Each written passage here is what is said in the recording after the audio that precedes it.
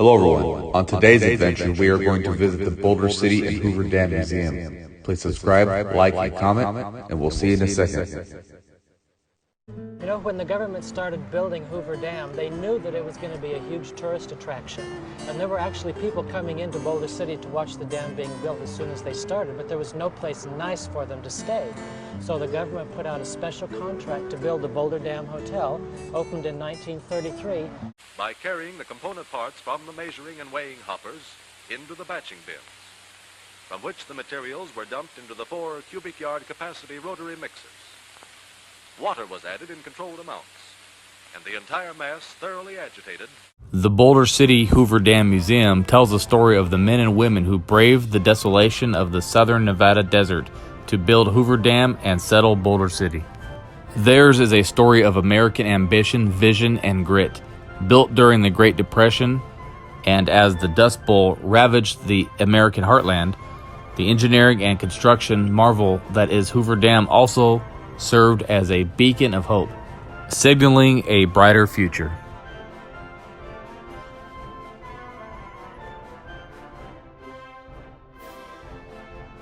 In the early 20th century, the U.S. Bureau of Reclamation devised plans for a massive dam on the Arizona-Nevada border to tame the Colorado River and provide water and hydroelectric power for the developing Southwest.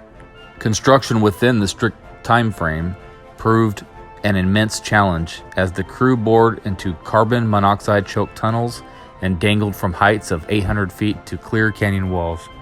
The largest dam in the world at the time of its completion in 1935, this National Historic Landmark stores enough water in Lake Mead to irrigate 2 million acres and serves as a popular tourist destination.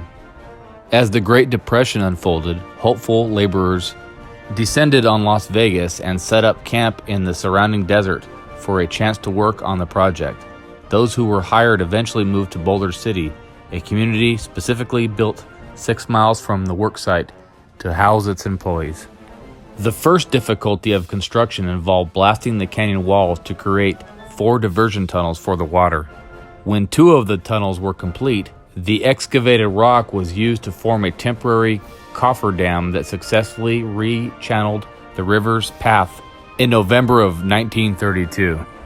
The second step involved the clearing of the walls that would contain the dam. Suspended from heights of up to 800 feet above the canyon floor, high scalers wielded 44-pound jackhammers and metal poles to knock loose material.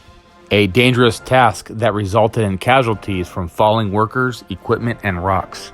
The dried riverbed allowed for construction to begin on the power plant, 4 intake towers, and the dam itself. Cement was mixed on site and hoisted across the canyon on one of 5 20-ton cableways, a fresh bucket capable of reaching the crew below every 78 seconds. Offsetting the heat generated by cooling concrete, nearly 600 miles of pipe loops were embedded to circulate water through the poured blocks, with workers continually spraying the concrete to keep it moist.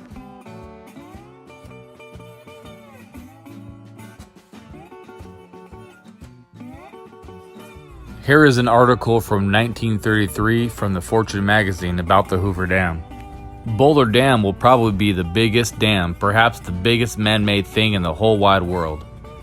But since engineering is a craft in which men hold their jobs by being exactly right, even the dam engineers make no flat claim for their colossus.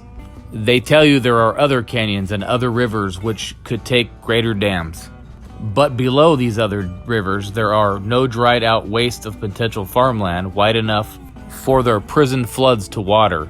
And as populations are now settling, no cities are at hand to burn their power. Probably they won't be built. As the dam rose block by block from the canyon floor, the visual renderings of architect Gordon Kaufman took form. Electing to emphasize the imposing mass of the structure, Kaufman kept the smooth, curved face free of adornment. The power plant was given a futuristic touch with horizontal aluminum fins for windows, while its interior was designed to pay homage to Native American cultures. With the body of water that would become Lake Mead already beginning to swell behind the dam, the final block of concrete was poured and then topped off at 726 feet above the canyon floor in 1935. On September 20th, a crowd of 20,000 people watched President Franklin Roosevelt commemorate the magnificent structure's completion. Approximately 5 million barrels of cement and 45 million pounds of reinforcement steel had gotten to what was then the tallest dam in the world. With its 6.6 million tons of concrete, enough to pave a road from San Francisco to New York City. Altogether, some 21,000 workers contributed to its construction. Hoover Dam fulfilled the goal of decimating the once wild Colorado River through the parched southwest landscape, fueling development of such major cities as Los Angeles, Las Vegas, and Phoenix. Capable of irrigating 2 million acres, its 17 turbines generate enough electricity to power 1.3 million homes. The dam was designated a National Historic Landmark in 1985 and one of America's 7 modern civil engineering wonders in 1994. It receives some 7 million visitors annually, while Lake Mead, the world's largest reservoir, hosts another 10 million as a popular recreation area.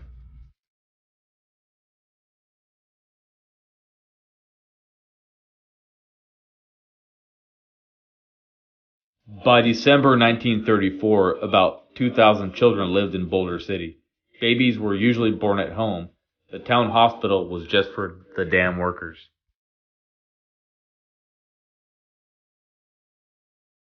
Life in Boulder City was not like life in the outside world. Secretary of the Interior Ray Wilbur demanded that a city manager be hired, who would have absolute control over the town.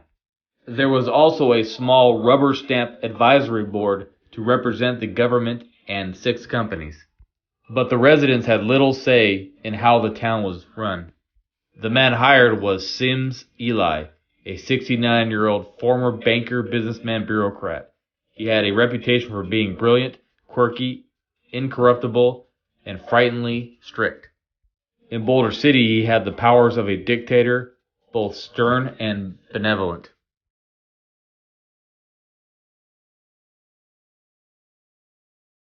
Dozens of Hollywood stars came out to see the dam going up, including Shirley Temple, Bette Davis, Ronald Colman, and Will Rogers, who also performed at the Boulder Theater.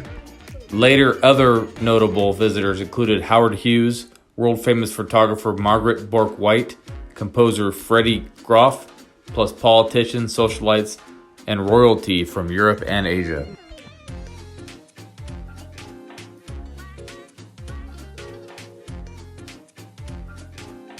The legacy of Hoover Dam. Southern California, Southern Arizona, Las Vegas, and the Imperial Valley have grown rich and green thanks to flood control and abundant water and electricity. Hoover Dam allowed the Southwest to become an area of great economic growth and power. Its turbines drove the manufacturing that helped win World War II.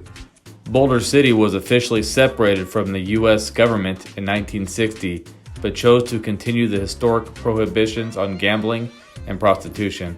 Its reputation as a friendly, wholesome place has drawn hundreds of new residents. Today, Boulder City remains a green and friendly oasis carved out of the desert. We like to think we've fulfilled the vision that marked our beginnings and have indeed become a model community.